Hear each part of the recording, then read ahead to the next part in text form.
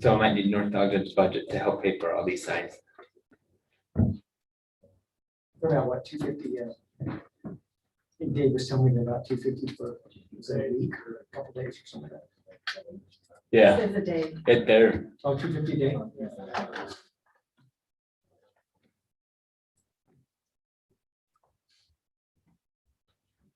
the only good thing is it's over the hall for a weekend, so.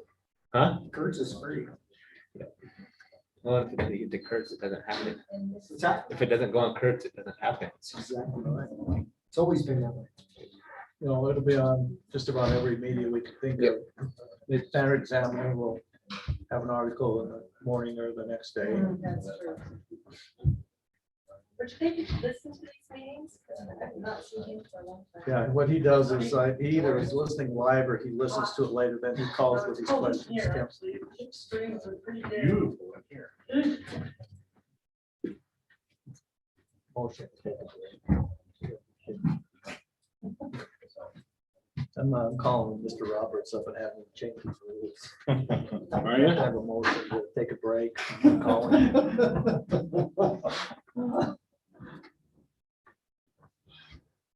I'm just used to getting things done, all this formality. I know, it's crazy, isn't it? Crazy.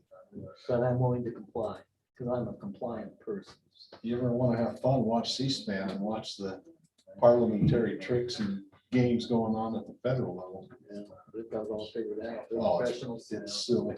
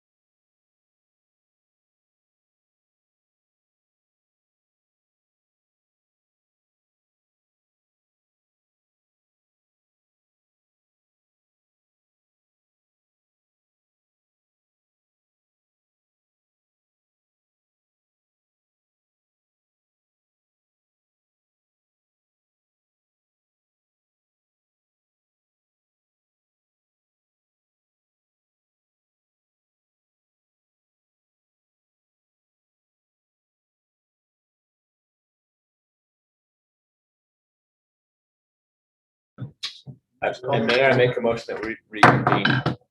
The Pro Tem Mayor has called this meeting to order. Good job. All right, John, are we back up and ready for any comments on our public hearing regarding the tentative budget for fiscal year 2021 and 2022? Yes, Do we have anyone that would like to make a comment? we did have a question, just asking if we were in recess, and the answer to that is yes, we were while we were getting through these technical difficulties. Yes, No. yes, there was an official motion to go into recess, so the answer to that question would be yes. All right, any comments here from the public? Seeing none, then I will close the public hearing. Move to close the public. All right, Second. second. Any discussion on closing the public hearing? All in favor, say aye. Aye. With that, I would be looking from the council for a motion to pass ordinance number 2021-20, which would be an action to consider a revised tentative budget for fiscal year 21-22. We have a motion. So moved. So moved by Councilmember Stoker. Do we have a second?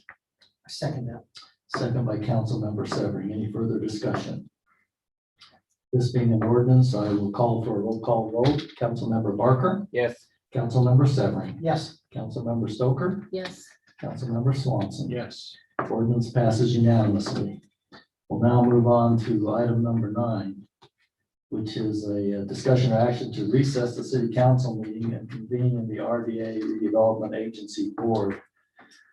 Do we have a motion to recess city council and enter into the RDA redevelopment agency board? Mayor, I move that we recess city council meeting, convene the RDA board. We have a motion by Councilmember Severing. Do we have a second? Second. We have a second by Councilmember Swanson. Any further discussion? All in favor of recessing the city council meeting and entering to the RDA redevelopment agency, please say aye. Aye. Are there any opposed? With that, now we will ask Evan Nelson to speak with us regarding an ordinance for fiscal year 2021-22 RDA budget. Evan? Okay. So the city budget will not be finally adopted until August. But the RDA budget, we're proposing to be adopted today so that it's in place for the beginning of the fiscal year. We don't need to wait for truth and taxation in order to adopt the final RDA budget. This budget was discussed several times, including at our last council meeting. We're asking tonight for a public hearing on this RDA budget. We haven't made any changes since it was discussed last time. And so we propose that it be adopted using the ordinance that was included in the packet. That ordinance number, I think, is RDA 2020-21. So at this point in time, then, council, do you have any questions of Evan before we enter into a public hearing? Okay,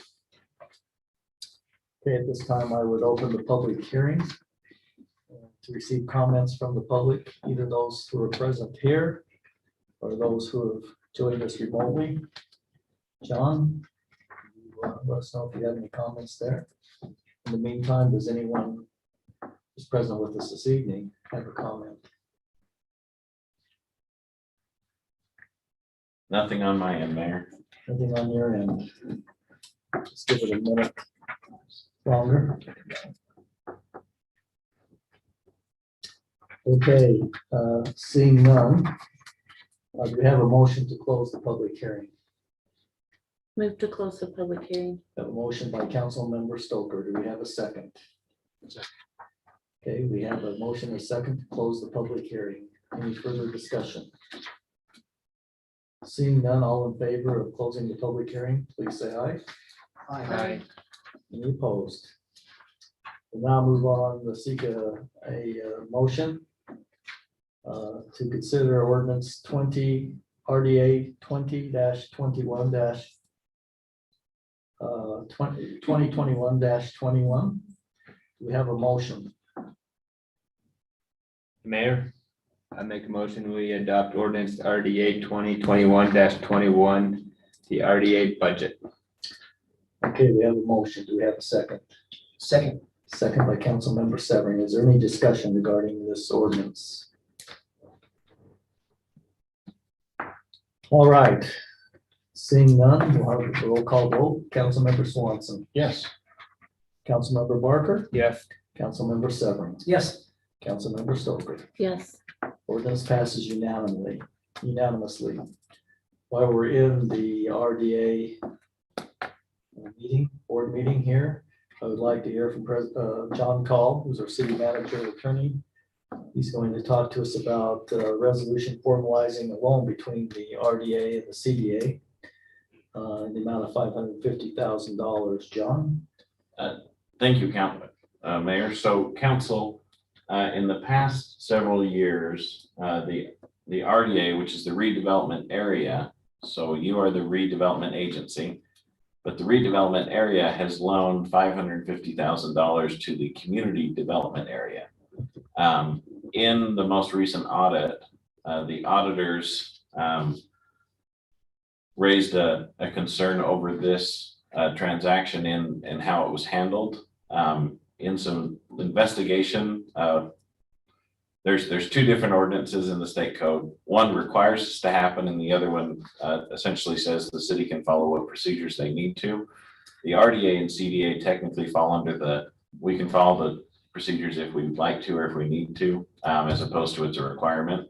But from a staff perspective, we felt it was good to formalize the agreement. So what will happen is there's a resolution identifying the transaction. It's identifying the times that the amounts were approved by the council as far back as January of 2017, and then identifies the term, the rate, things like that, and then also includes an amortization schedule. And what will happen is almost this exact same resolution will come back in front of you, in front of the council,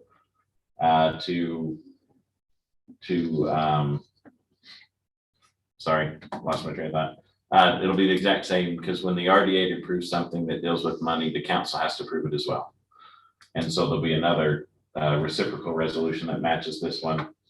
The treasury rate is the interest that we've picked. For today, that interest rate is 1.5%, which results in a annual payment by the city or by the CDA to the RDA of $59,638.88. The first year, that payment is about $51,400 of principal and about $8,000 in interest, to put that into perspective. And then as we go through the next 10 payments, that the principal goes up and the interest goes down, as far as just like you would like with your home mortgage. So what we're looking for the council is an approval of this resolution. And then when we go back into council session, there'd be another resolution to approve. So you're looking for approval from the board? That's correct. Yes, thank you, Mayor. Time. Oh, dang you, Robert. Right, Robert. I'm calling him. Yeah. This is basically just a formalization of something that's been in effect for a period of time, John. So this is nothing new. It's just formalizing to try to comply, as you mentioned, with the auditor. Do you have any questions of John, the Councilmember Barker? So I was under the understanding the RDA will no longer be in effect in the next 10 years. It'll go away in the next 3 to 4 years. Correct. And there are provisions in the redevelopment area statutes from 1990, when ours was enacted, that says that any outstanding funds when the RDA is wrapping up need to be programmed to be spent. So as the area wraps up, the board will need to identify how those will be spent over the coming years, and it would include the revenues that would come in from this loan. So it'll include the 55,000 change for the next few years after. Correct. Okay. Good question, Councilman Barker. Thank you. Any other questions or discussion? Seeing none, then I would look for a motion from the board to approve RDA resolution A06-2021. Do we have a motion from the board? I move that we accept resolution A06-2021, Okay, formalizing the loan between the redevelopment area and the community development area, in the amount of $550,000. okay. Councilmember Severin has made a motion to approve resolution RDA 06-2021. Do we have a second? Second. Second from Councilmember Stoker. Do we have any further discussion? Seeing none, I'll seek a roll call vote. Councilmember Severin, Yes. Councilmember Swanson. Yes. Councilmember Stoker, Yes. Councilmember Barker. Yes. Resolution passes unanimously. I'd now be looking for a motion to adjourn the RDA board meeting and reconvene the city council. Do we have a motion? So moved. So moved by Councilmember Stoker, Second. second by Councilmember Severing. Any discussion? All in favor of reconvening the council meeting and adjourning the RDA board meeting, please say aye. Aye. Any opposed? All right, we'll enter into number 13 then, which is a discussion or action to consider a resolution approving the loan that was just discussed from the RDA to the CDA. John, do you have anything further to say? No, just ditto. Please mark that in the record appropriately. All right, I would be looking for a motion then to approve resolution number 07-2021, approving the loan from the RDA to the CDA. Do we have a motion? So moved. Okay, so moved. By council members Swanson, do we have a second? Second. All right, we have a second. Any further discussion? Seeing none, I'll do a roll call vote on this. Councilmember Stoker, Yes. Councilmember Barker, Yes. Councilmember Swanson, Yes. and Councilmember Severing. Yes. All right, resolution 07-2021 passes unanimously. Move on to item number 14, which is a discussion regarding an ordinance to amend the fiscal year 2020-21 and the budget amendments that are associated with that. Evan, our finance director, thank you. Okay, so the budgets that we have just talked about are for the new fiscal year starting in July. As we're wrapping up the current fiscal year, we'd like to propose some amendments to the current fiscal year budget. When we amend the budget, we have to do it before the fiscal year ends. So this is our end of year proposal for a list of amendments. And just to let you know that John, there's actually a revised ordinance that I emailed you, if you can find that one. There's a list of some additional amendments that we wanted to talk about that were not included in the packet. So I'll go over the ones that were included in the packet first, and then we'll talk about a few others that would like to propose. First is the RDA transfer. This is a transfer from the RDA to the general fund, which allows us, the state law allows us to transfer money to replace money that is withheld for the state homelessness fund. And we talked about this in our previous budget amendment. And this half of the transfer was left off before. So we're proposing this be included, which allows us to make that transfer into the general fund. $73,845. The next one is an additional $13,700 to go toward audit expenses that were greater than the expected in the current year. The next one is the general fund transfer. As you know, there's a limit on the amount of money that you can leave in the general fund at the end of the fiscal year. In the past, the limit was 25% of budgeted revenues. The state changed that percentage to 35%. That's the maximum.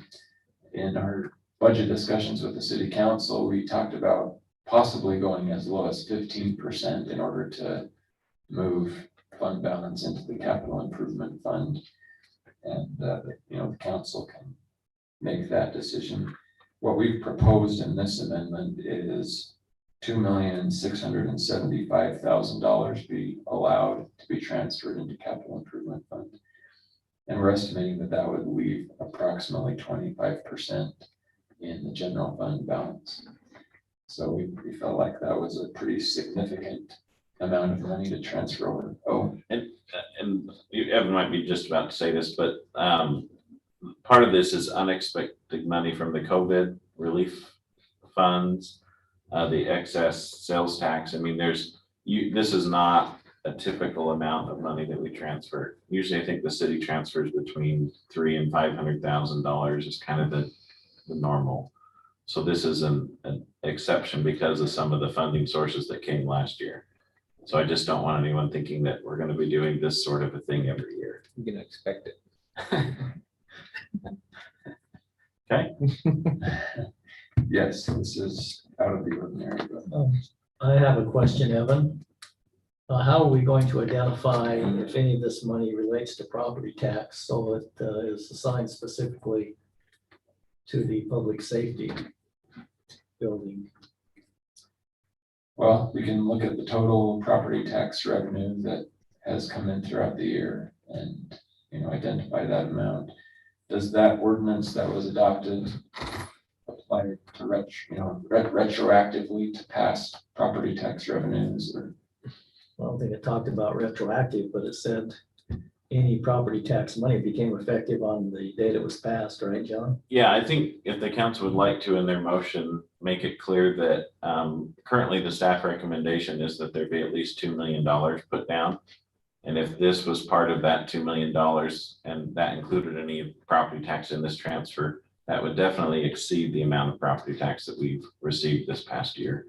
And that would be a safe way to make sure that we're following that ordinance. And John, some of this money we received was CARES Act money and had certain requirements on how it could be used. I know we used a portion of that for public safety salaries and fire department. But are we going to have to track that through also to make sure that we're properly using that? So the reason that we have the excess related to the CARES Act money is that we use the CARES Act money for police salaries. And so we ended up underspending in the money we had budgeted for police salaries. And so that's a portion of the money that's getting moved. And I understand that's a portion of it. But if we're transferring $2.7 million, and we normally think the average over the last 5 years has been 550,000, and we're attributing that to CARES money, I think we only spent less than 500,000 on public safety salaries. I just want to make sure that we don't end up having to return that money for improper use. I think Evan, well, maybe Evan could answer this, but I believe we've accounted for all of the CARES Act spending in compliance, and that the remainder of these funds are excess revenues or revenues and under expenditures, partly caused by the expense of the CARES Act fund. And I agree. I'm just trying to reconcile in my mind, and I don't need to carry this on, but I think the total revenues this year from the CARES Act that are in the budget is about 1.1 million. Yes. We're transferring 2.7, which is substantially, even if we take the 1.1 out, we're transferring 1.6 million versus a normal transfer of 550. So I just want to make sure that as we make this transfer, and I would hope that when the time comes, the council does utilize this money to reduce the bond for public safety, because I think we have put a floor on the capital improvements fund of leaving $1 million in there for unexpected opportunities. Yeah, we haven't formalized that with the council, but I would like to bring back the document for the council to identify the minimum fund balances and what the parameters would be when we go below those minimums. But yeah, you're correct. Because I think we talked about taking the general fund as low as 15% so that we could minimize the bond. So I think it would be appropriate to bring that back to council so that they can express their opinion and we get this cleared up so we know where the money's going. Sorry, Evan. No. I just wanted to make sure that we're all compliant with this. Right. And as far as the CARES Act money goes, we will be subject to a single audit, which is a more intensive audit as part of the process for fiscal year 2021. So there will be, documentation and verification that the CARES Act funds were spent according to the rules that they gave us. The next proposed amendment relates to the road widening and intersection project that's going on. So the city obtained some additional grant funding. So we're proposing to amend the budget in the amount of $900,000. That's the increased grant amount, then a city match of $60,000. Then we're proposing an additional $502,000 be expended on 2600 North.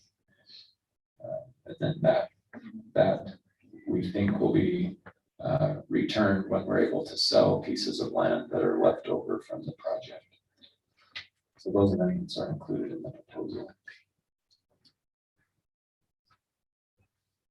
If you see on the screen, this is the ordinance for amending the budget. Those lines that are highlighted in gray are the proposed amendments that were not included in the council packet.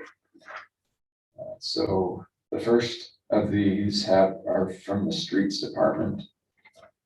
We had some major snow plow repairs that were unanticipated. So $18,000 is the total change, which brings the budget to $41,500. We're also proposing $2,600 be added for military banners on Heroes Boulevard for Washington Boulevard. That was just not included in the original budget. Proposing an additional $4,500 for some crosswalk signs that were not included in the original budget. So the total budget proposed is $12,500, which is an increase of $4,500. And to pay for those three requests, we propose to increase the sales tax revenue estimate by $25,100. Any questions on those? Okay, and then the last two are related to stormwater impact fees. The engineers have been working on updating our impact fee study in the stormwater impact fee fund. And the expenses there were higher than what we thought, so we're proposing an additional $6,000 be added to that budget, bringing it to a total of $14,500. And we're proposing to increase the stormwater impact fee revenue estimate to pay for that, which the revenues we've received in that account already far exceed the budget that we have. So. Any questions on those? Questions? Doesn't look like it. Okay, so we just ask you to have a public hearing, and then if you're happy with the proposals, to approve the ordinance. All right, we will now enter into a public hearing regarding amending the 2020-21 budget. John and Susan, if you would watch to let us know if we have any online comments. Any comments from those who are in attendance here this evening? See anything there, John? Nope, nothing yet, Mayor.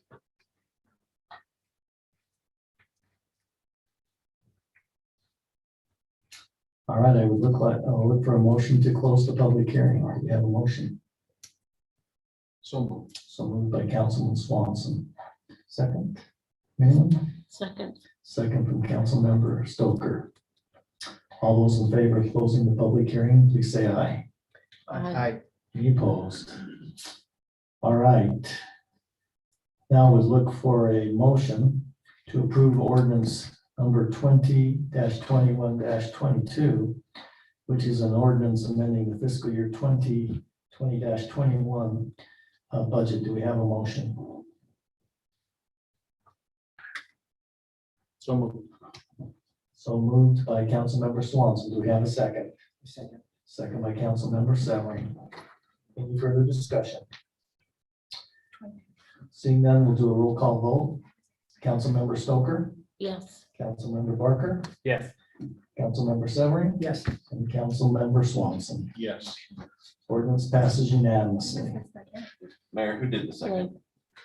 Thank you. All right, we'll move on to item number 15 on our agenda this evening. This will also be Finance Director Evan Nelson. And he's going to talk to us about a resolution amending the consolidated fee schedule. Evan? Thank you. So as we begin a new fiscal year, we generally review our fee schedule and propose some adjustments to fees that seem appropriate. So we have a list of those, and I'll talk through what those proposals are. In our budget discussions, we talked about implementing a credit card service fee when residents choose to pay for services or pay fees using a credit card, that we would add a service fee for their ability to use that because of the fees that the city pays, credit card processing fees. So we've added that into the fee schedule, 1.5% government services, 3% for fees that are related to building, planning, and business licenses. In the case of parks and recreation, we have not applied those as separate fees, but we proposed increases to the parks and recreation fees in lieu of that. That's for, I guess, simplicity in administering the parks and recreation programs. That was the request of our Parks and Recreation Director. We're also proposing a new fee for after hours or emergency inspections. $125 is that fee. We're proposing several fees related to stormwater pollution prevention plans. There are a lot of regulations related to stormwater pollution prevention, and the Public Works Department has asked that these fees be added to the schedule. I don't know if you want to go over those in detail or have any questions on the stormwater fees. Council, do you have any questions on the fees? Got a chance to read through those in your packet? Any comments or questions for Emma? I should probably point out the increase to the sewer fee. We've talked about that in the budget discussions as well. Central Sewer District is increasing the fee they charge the city. And so we're proposing to pass that on at $1.10 per month per connection. So As I recall, that's the only increase in our enterprise funds. in our utility fees. That's Yes. in the fees.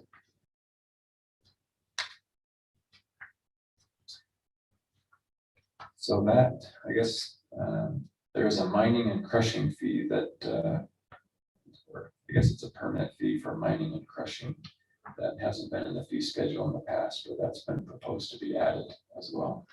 $1,000 for the permit. And that council, there are some activities that are currently allowed that would go towards, but also we plan on bringing back an ordinance that will provide some additional guidelines for that, just to address some of the concerns we've seen. So that'll be forthcoming. So those are the proposals for the fee schedule. In this one, there's not a required public hearing, but you would use a resolution to adopt that. Do you already have the resolution number? I do. Okay. Can I ask a question on this though? Yes. So, Councilman Severin. I'm just curious on the Parks and Rec fee. When it says increases are approximately 3% rounded, what does that mean? So with our other fees, when somebody comes to pay the fee, an extra 1.5% or 3% will be added on to whatever that fee is. But in Parks and Recreation, rather than having an added on fee, we just increased those fees across the board by approximately 3%. So We're they, talking like entrance fees and, so it would go up to the nearest whole dollar, so that, for the few people who pay in cash, we don't have to count out change to like 79 cents. Okay. The idea being that it's easier on everyone, and in particular like at the aquatic center, to deal with quarters and dollars as opposed to other forms of change, although we do get bags of coins for kids paying for their entrance fees. So well, I asked only because at one time I know we had considered charging a little bit more for non-residents so that we can work a little bit more consistently toward being self-sufficient. Yeah, I guess I didn't go down far enough to be able to pick that up. I didn't know you were gonna say something, John. those non-resident fees did also go up as well. Okay. So with all that said, we actually did not increase the daily pool entrance fee. Because, it's $6 and adding 3% to that doesn't get us to the next whole dollar, so we just left it at $6. And Well, the fact is on that, we're not only paying potential credit card fees, but we're paying sales tax on that. So when you look at a $6 fee, we're paying the credit card amount and sales tax on that. Yeah. So the real benefit to the city is not the $6. And I understand what Tiffany's trying to do here. The problem is now is those who pay in cash also get that fee tacked on them. it's, and the explanation that the aquatic center gave for that was when they rounded it 5, 10, 15 years ago, whenever they did that, they rounded it then to tack on the fees. But the mayor's right, that those who pay in cash are now, sales tax is treated the same, but the service fee is, they're paying it even though they're paying with cash. John, if you wouldn't mind stationing yourself down at the aquatic center and explaining that to the kids who bring their bags of money, would be good. Yeah. And Any other then questions for Evan, or do you have? we should also clarify that the credit card service fee does not apply to utility payments. Just make sure that's known. Anything else, Evan? No. Council, do you have any questions for Evan while he's out there? No questions? Seeing none, then I would look for a motion to approve resolution number 08-2021, which would approve the consolidated fee schedules presented by Evan. Do we have a motion? Mayor. Councilmember Stoker, Move that we approve resolution 08-2021, amending the consolidated fee schedule. okay, we have a motion by Councilmember Stoker. Do we have a second? Second. Second by Councilmember Swanson. Any further discussion? All right, we'll do a roll call vote on this. Councilmember Severing, Yes. Councilmember Barker, Yes. Councilmember Swanson. Yes. And Councilmember Stoker. Yes. All right, thank you. Now move on to item number 16 on our agenda. And this is will be presented by John Carl, our city manager and attorney. We'll be leading a discussion to consider a resolution to exchange property, installation of a storm drain basin located at 2740 north and approximately 750 east as surplus property. John? Thank you, Mayor. So council, this is an item that you talked about before with the Hall Orchard land swap. The idea, and I'm going to pull up the map here. I'm just pulling it up a little differently so that I don't have to go into our PDF viewer. Just again, out of caution. Let me see if I can get this laser pointer to work. Okay, so currently the city owns this L-shaped parcel. And the proposal is to trade that parcel for this parcel because it benefits both the city and the developer. As the council talked about it before, a couple of things were identified associated with it. This basin was designed and acquired to provide stormwater runoff along the Monroe Boulevard corridor. And this basin would still do the same thing. One of the benefits is that this basin in the new location would actually provide more stormwater detention. Because of the shape of the parcel, the basin could be a little bit deeper, less berm taking up some of our storage capacity. And so that's the land swap component, which is what the first part of this discussion deals with. And so we have a resolution for the council to hold a public hearing, get feedback on this property swap. And then if they choose to actually oftentimes in the past, we've just done a motion to declare the property as surplus. This time there's an actual resolution because I wanted to make it clear if the council is so inclined that we're not just declaring it as surplus, we're actually declaring it as surplus and identifying that the only reason it's being declared as surplus is as a swap. Because that's the real benefit of this is getting this larger piece down here for the additional stormwater capacity. Because in theory, if there's not a reason, and this is in the statute, if there's not a reason why the council is limiting the market on who could acquire the piece, then we typically go out to open market bid for these type of things. But where the council can tie it to a legitimate municipal purpose behind the swap, and then I also think reasonably justify the swap, even though we're losing a few square feet, well, a few, roughly 2,000, because of the benefit for the increased basin size in the grand scheme of things. So that's the resolution that's before you, and that's why it's as a resolution. But we do need to have a public hearing on the disposition of property. John, I was unable to contact Mr. Roberts, but do we have to declare it a surplus property first before we authorize a resolution to exchange it? So the resolution is the declaration of it as surplus, and it's being declared as surplus only to be exchanged.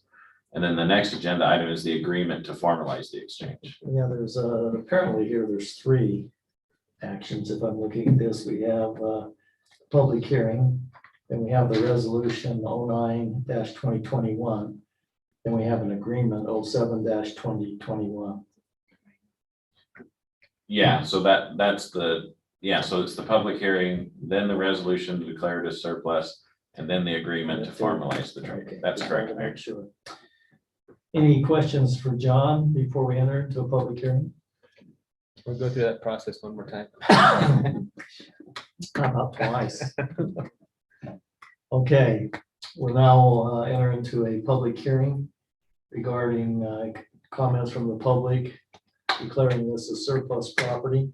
Any questions, John, that come on Zoom or whatever, let us know. Or any comments here from the public regarding this exchange? John, are you seeing any? We do have a hand raised from JD Valpaz. Let's hear from JD. JD, if you would give us your name and if you're a resident, please. Hey there, can you hear me? Okay. Let me try. Hey, JD Delpass, North Ogden resident. I just wanted to say that overall, I'm of the opinion that it's a good idea to do this swap. I think it's beneficial to both the city and also benefits the developer as well, because it's able to make the subdivision fit a lot better and just be a little bit more natural with what they have. My only suggestion is in the future, I don't think at this point we're probably not able to do this, but it would be nice to make it a small public park if possible, that's, grassed and nice. I know at the current time with the drought, that might not be the best idea, but in the future, I think that would be great. Thank you. Thanks, JJ. I believe Mr. Jones has agreed to put sprinklers in there and grass up at the appropriate time. May not be this year with what's going on, but we do have an agreement with him to make that nice. He's agreed to do that. So thanks for your comment. That's what we've got. All right. Any further comments from those who are present this evening? I'd be looking for a motion to close the public hearing. Do we have a motion? So moved. Thank you, Councilman Swanson. Do we have a second? Second. Councilman Barker, a second at this. Any further discussion? All in favor of closing the public hearing, please say aye. Aye. Aye. Any opposed? All right, we will then look for a motion regarding resolution 09-2021, which would be a resolution to declare this as surplus property, right, John? Yes. That property would be located at 2740 North and 750 East. Do we have a motion on this resolution?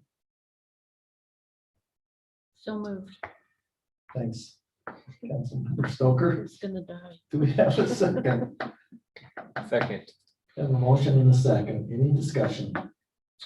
This being a resolution, I will seek a roll call vote. Councilman Swanson, Yes. Councilman Severing, Yes. Councilman Barker. Yes. And Councilmember Stoker. Yes. All right, resolution passes unanimously.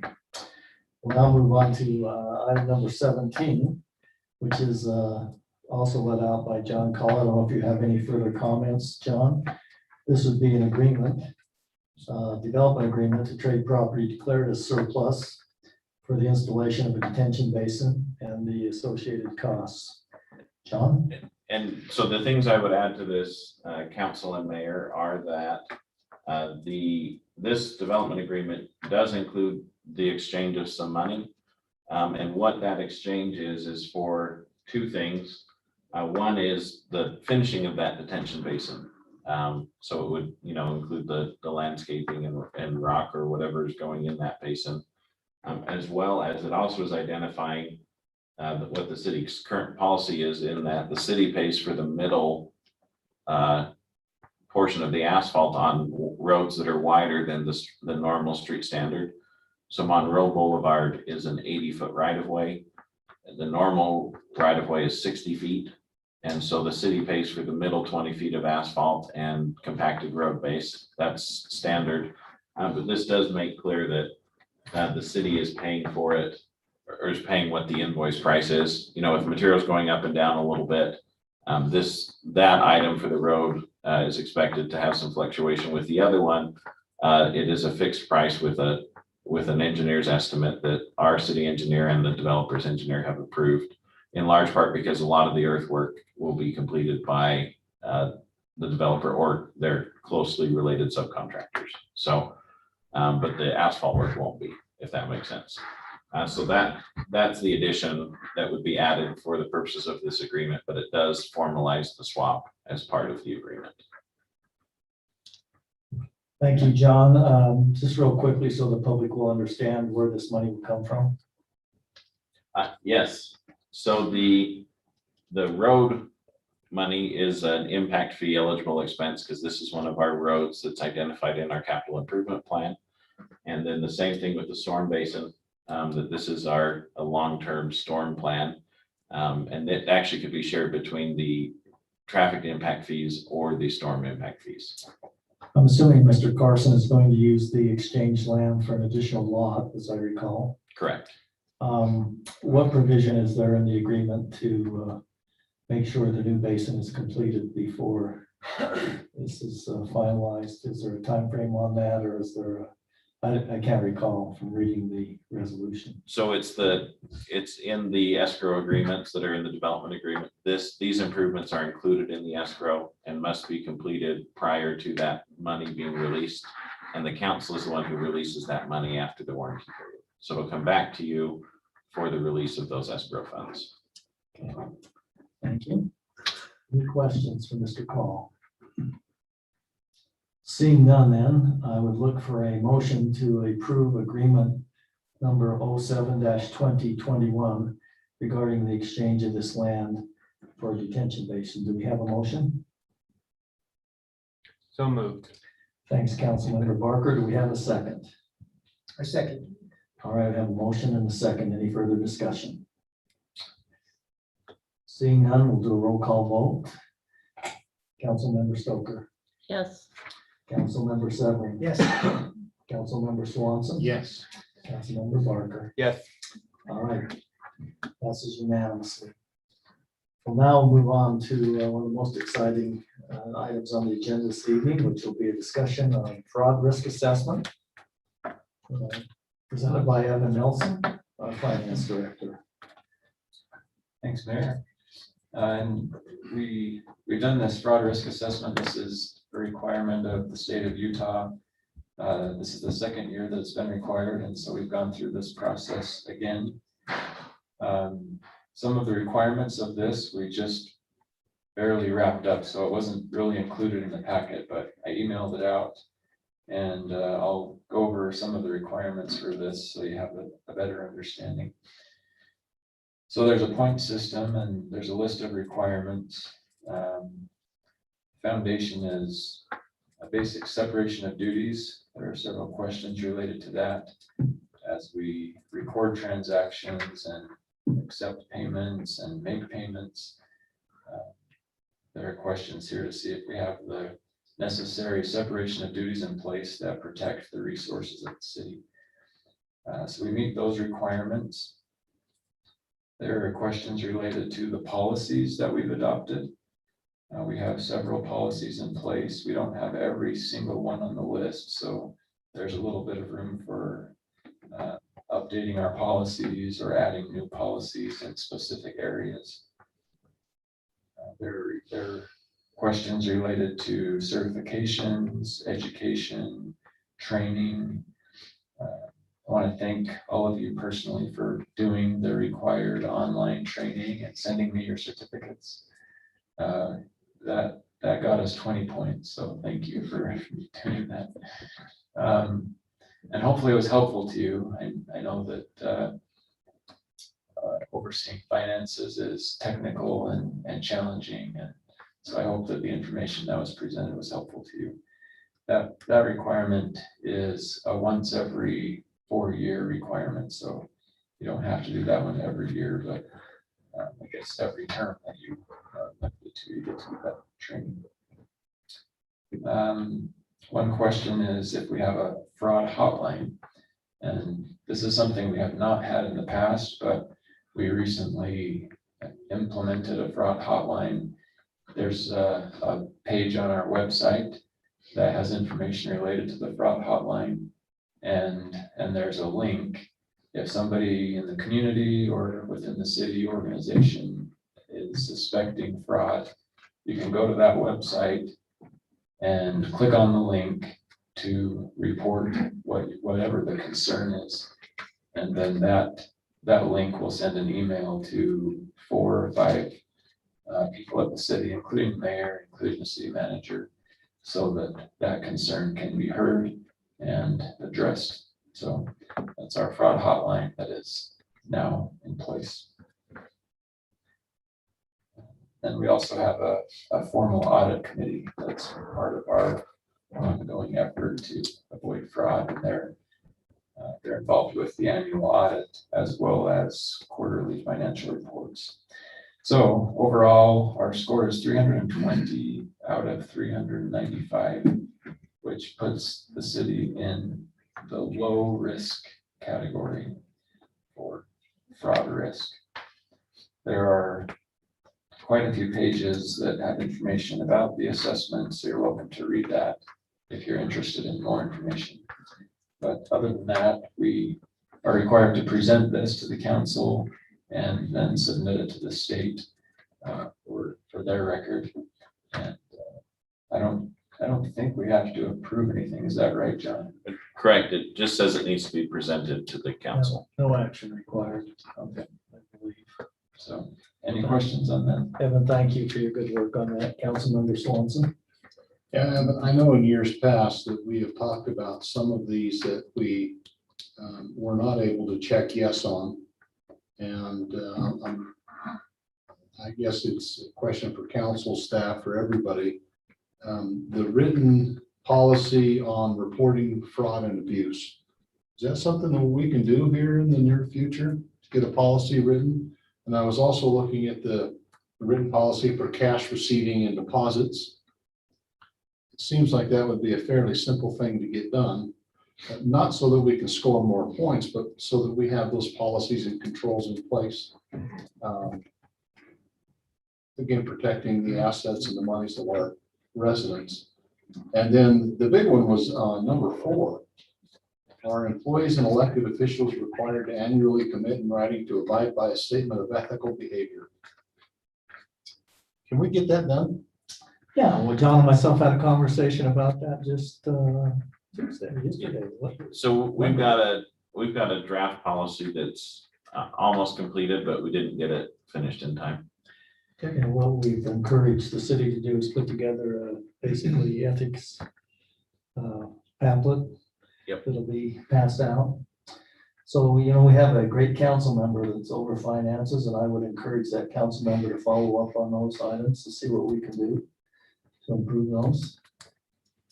So that being said, I think the comments are good. We surely want to protect the assets of the city as much as we can. We do have some limitations because of our staff size and segregation of duties, and I'm sure you've looked at that. There's some mitigating controls that I had an opportunity to discuss with Evan in the staff meeting yesterday. So I think there's always room for improvement. So I think we ought to probably discuss that at our next audit committee meeting too, to see what we can do to enhance that. Thank you for your work on that, Evan, and thank you, council members, for going through the training. I know it's very exciting, the most exciting thing in your week, but thanks for doing that. All right, we'll move on now to item number 19 on our agenda. This will be led by John Call, our city manager and attorney. Before we go on to that, Evan, I just want to make sure, I'm sorry I failed to ask this question, excuse me. How will the citizens be made aware of this website or phone number? What's our intention? Is there something to do that in utility bills, put it on our website, Facebook? How are we going to communicate with the citizens that we have this fraud hotline? We haven't made a plan for that, but those are great ideas. You know, we could put it on Facebook pages and we can put it in utility bills as well. And Susan just suggested the Connection magazine. We have a list of contacts and we could add it to that list. Yeah, that's a good idea too. I think as much information we get out to the citizens, because I think that's where we might get most of the comments. Thank you, Evan. Okay, now we'll move on to item number 19. John, this is regarding agreement 08-2021. This is our contract with Republic Services for garbage collection. I would just remind the council, we have committed to the citizens too to have a discussion about recycle at the appropriate time. So let's make sure we get that on the agenda as soon as possible too. So John? Thank you, Mayor. So the city did go out to RFP and had several well-qualified responses. Ultimately, in reviewing the responses with the escalation clauses in fuel costs and other things, it was determined to stay with our current provider, which is Republic Services. And actually, we'll see a decrease in the cost for those services, which is helping offset the increase in the other utilities. I'm getting funny looks. Well, we were just talking about the decrease with them, but we have the fees to the county where we haul the garbage, right? So Right. I think what Phil was mentioning here is, well, if there's a decrease, why aren't we decreasing the rate to the citizens? And I think the transfer station eats up some of that along with a few other things. Yeah, the think that's increase what in loads and things that have done it, as well as I'm trying to think of the right way to say it, with our current contract that we're under today, there were some escalation clauses for fuel increases that we currently are paying some impacts on. And with this new plan, there are some of those as well, although I believe our numbers are higher, if I remember right. So our cost per fuel doesn't start escalating our monthly costs until we reach a higher limit. But some of the highlights of this, it's a 5-year agreement, which the city finds or that staff recommends. It just helps not disrupt the residents as often. And then we do have a maximum escalation clause that every year they're allowed to increase our rates based on a CPI index for garbage and trash hauling services with a floor of 2% and the ceiling of 4%. And that was one of the options that we had in selecting this contract. The other option we had was to just do a flat 3% interest rate, which would be just assessed against us every year. And staff recommended going with the 2% floor and the 4% ceiling based on some of the trends we've been seeing. And I think that's everything that I've got. We do have a representative from Republic Services on the the Zoom, if you would have any questions for them, or if they have something they'd like to say, if they would maybe indicate by a raised hand that, if the council would like to hear from them, that would be appropriate as well. Let me poll the council to see if they have any questions or would like to hear from the provider. Any questions or desire to hear from the provider?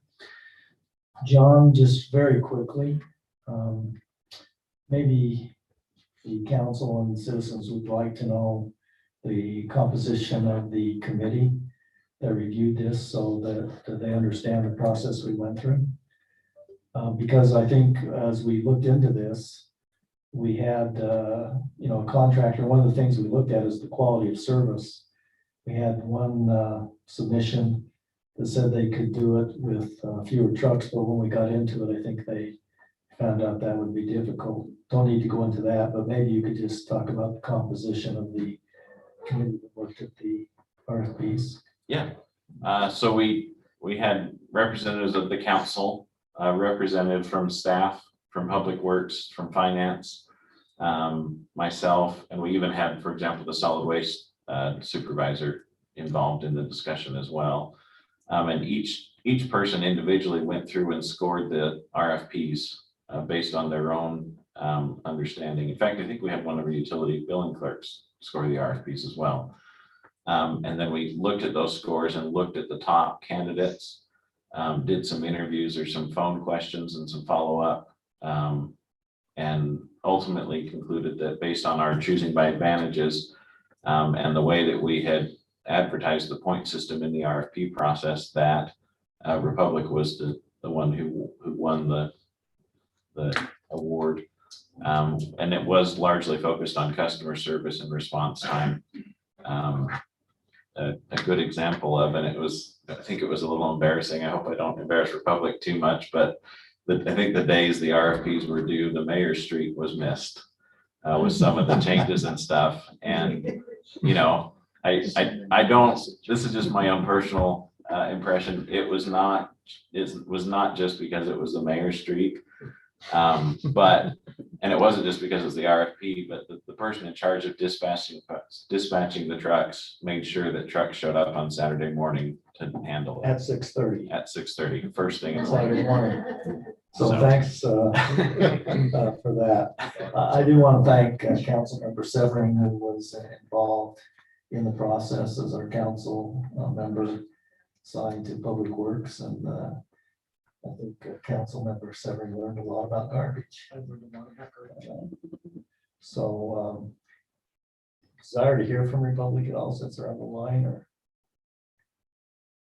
I see no desire to hear from them. We're grateful they're on the line with us. So I'd be looking for a motion to approve agreement number 08-2021. Do we have a motion? So moved. So moved by Councilmember Swanson. Do we have a second? I second that. Second by Councilmember Severing. Any further discussion? Okay, we'll have a roll call vote to approve this agreement. Start with Councilmember Stoker, Yes. Councilmember Barker. Yes. Councilmember Swanson, Yes. Councilmember Severing. Yes. All right, the agreement is approved unanimously. We'll now move on to item number 20. Councilmember Stoker, you'll be happy that I haven't forgot public comments this evening. So we'll now open up for public comments, either those who are here in person or those who are online.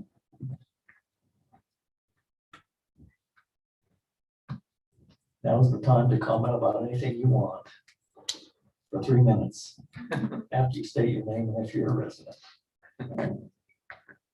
John, Susan, anybody? Nope. Oh, we do have a raised hand from Ashley Cowley, or Collie. All right, let's see if we can get Ashley. And Ashley, if you would please state your name and if you're a resident, and try to keep your comments to 3 minutes, we'd appreciate it. All right, can you hear me? You can, thank you.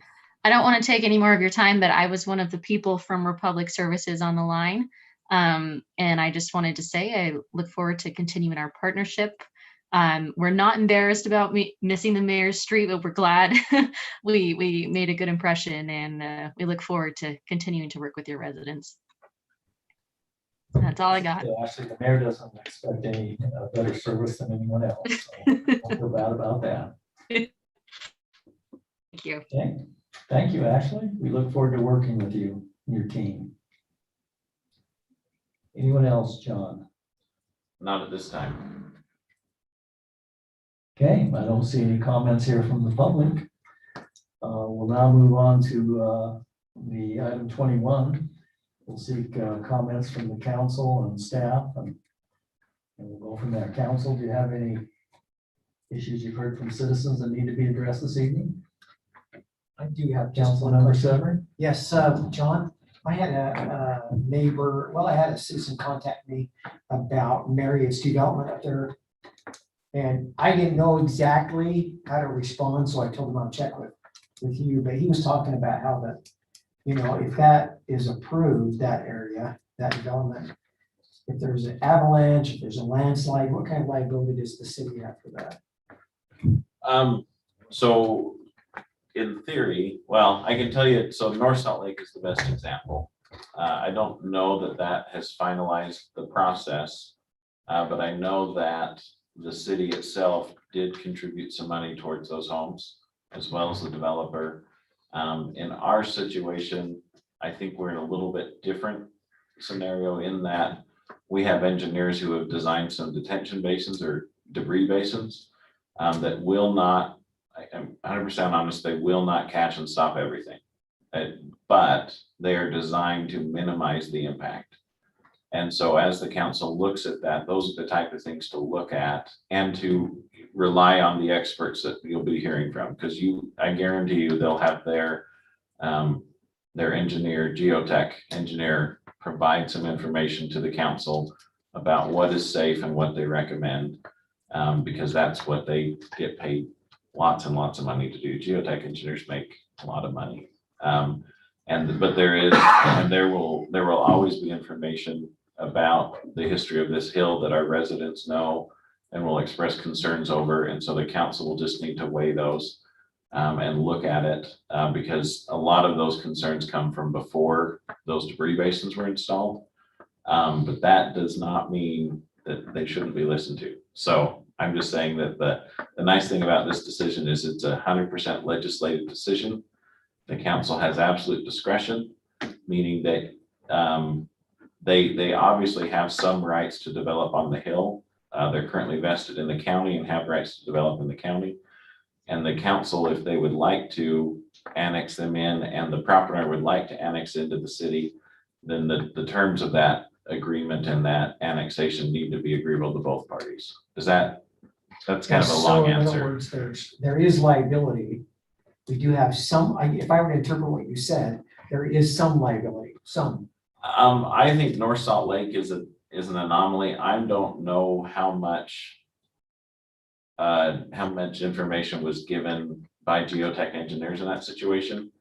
But I think in this situation, the city's better off than North Salt Lake, but I wouldn't say that we would be able to walk away hands like scot-free, just because you never know how laws will move or change in the upcoming years. Okay, thank you.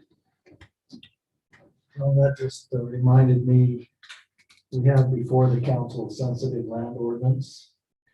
We've committed to get with some of the developers to understand their concerns. But I believe the whole purpose of that ordinance, according to Councilmember Barker, was safety of the city and the residents who would build up there.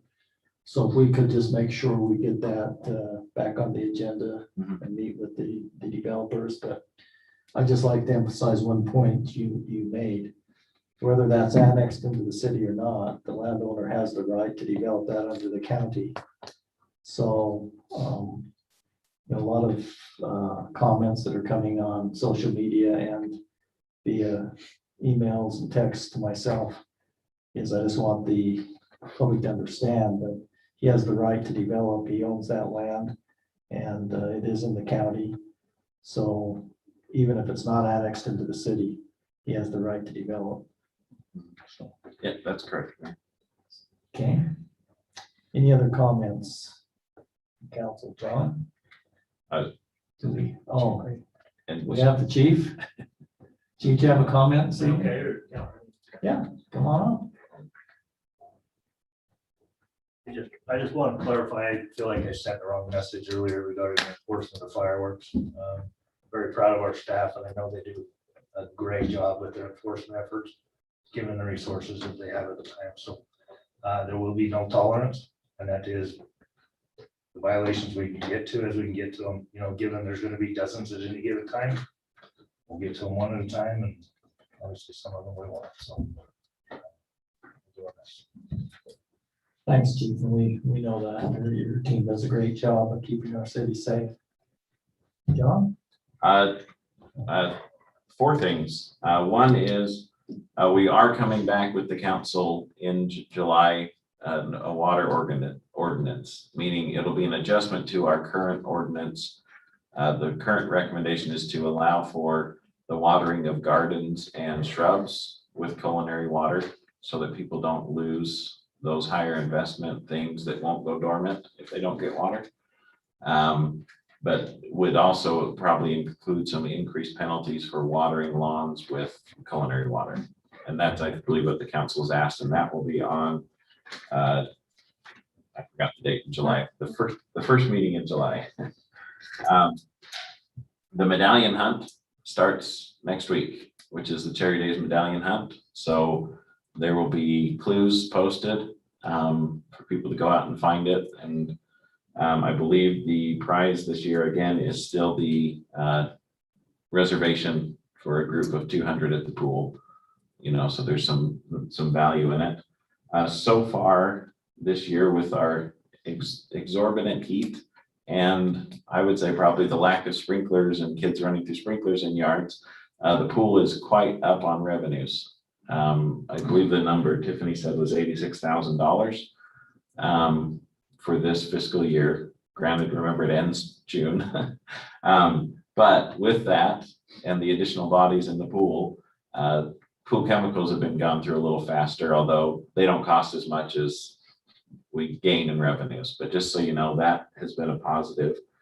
I forgot to write down the fourth thing. So guess it doesn't matter. Oh, I remember.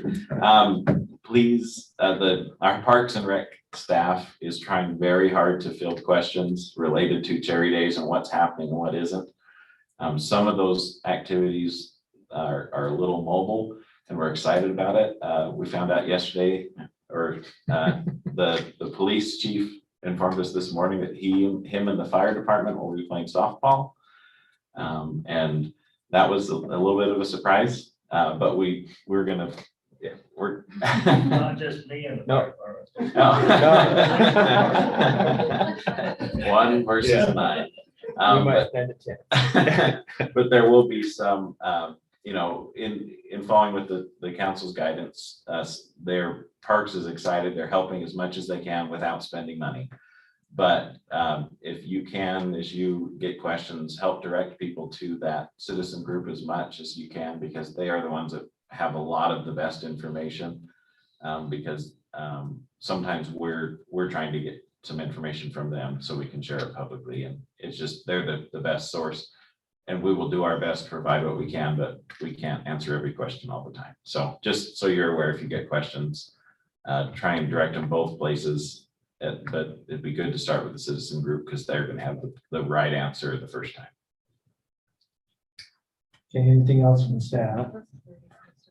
That's it. Oh, and then Katie has already posted a thing to the Facebook page about the ban on fireworks for the city. I sent her a message too, because we wanted to get the word out soon. So it's up, it's out there. We're moving forward. All right, And we'll get it on the website and everywhere else we can too. okay. Thank you, John. And on the ordinance regarding water, John, I think we do need to look at our commercial requirements of percentage that's landscape. Okay. And also maybe clarifying and looking at our zero scape Okay. as part of the research there. So, all right, anything else, council? If not, I would look for a motion to adjourn from Council Member Stoker. So moved. So moved. Second. We have a second. All right, all those in favor of adjourning, say aye. Aye.